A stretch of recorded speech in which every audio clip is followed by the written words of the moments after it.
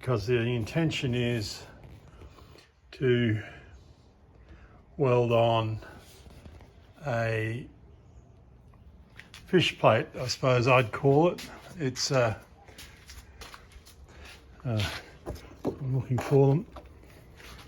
It's a washer that I've pressed into a curve that will get sort of a rosette welded in the centre and held on with a pair of vice grips and then beaten further into shape with a little ball peen hammer. So I've started on that one there. I just had a small tack in the centre originally, and then I put some small tacks around the outside, which seemed to go quite well.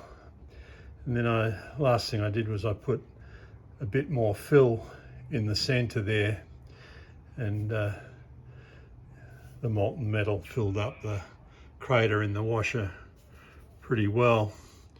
I'm going to put more spots in between these original tacks, and I think that will act as a reasonable stiffener. I've heard them called fish plates in the past. They're normally diamond shape. These are just thin metal washers, zinc washers that I've tried to grind some of the, or sand some of the zinc off.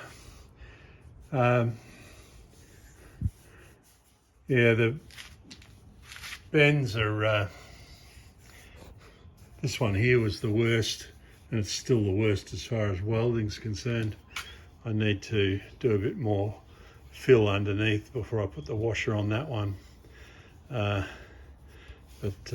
those tubes were quite misaligned after me cutting them.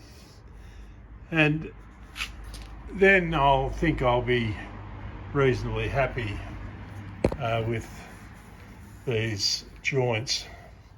A lot of grinding's gone into it, or I've got a little air grinder, and 30 grit paper was knocking the bumps off the welds.